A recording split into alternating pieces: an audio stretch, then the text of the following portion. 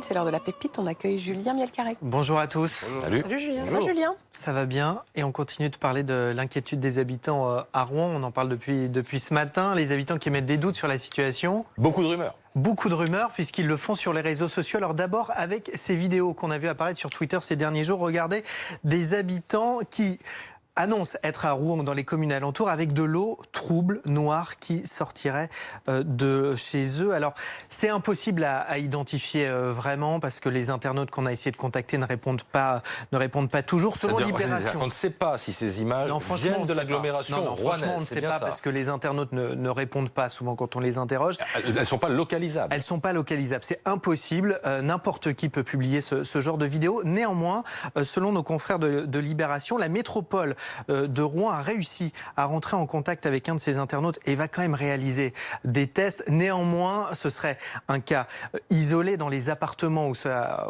a pu être constaté. C'est dans un appartement, pas dans l'immeuble. Qu'en ce moment, on vidange les radiateurs avant d'allumer les chaudières. Ça peut n'avoir aucun lien avec ce qui s'est passé à Rouen la semaine dernière. D'ailleurs, vous l'avez vu, la préfecture de Seine-Maritime rappelle que l'eau est tout à fait potable et qu'il n'y a aucun risque.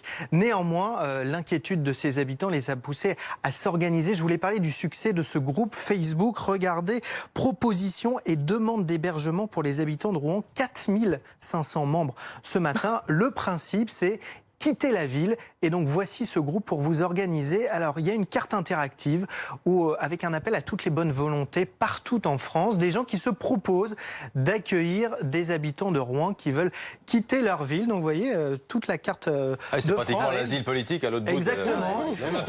Et donc quand vous cliquez sur une bulle, on vous dit bah voilà, moi je peux accueillir deux personnes. Donc et les gens ensuite rentrent en contact et décident de s'exiler pour un jour ou plus à travers la France. Alors pour finir sur une note plus légère, en tout cas plus people, lui a bien quitté la ville de Rouen. C'est Joey Starr. Joey Starr était samedi à Rouen. Il joue en ce moment Elephant Man en tournée avec Béatrice Dalle, je dis pas de bêtises, Lorraine. Et il a posté cette vidéo sur Instagram qu'on a beaucoup vue ces dernières heures. Regardez. Je viens d'annoncer par le biais d'une conférence de presse que tout se passait bien à Rouen. Ben moi je confirme qu'on était en train de jouer au théâtre et qu'il y a une odeur d'essence qui est montée dans le théâtre et que c'est reparti pour un tour. Donc c'est super quoi. Rappelez-vous qu'aussi Tchernobyl, tout allait bien quoi. Voilà. Donc voilà, big up aux gens de Rouen en espérant que on va survivre à tout ça. Moi je me casse à Paris, retrouver le bon air parisien.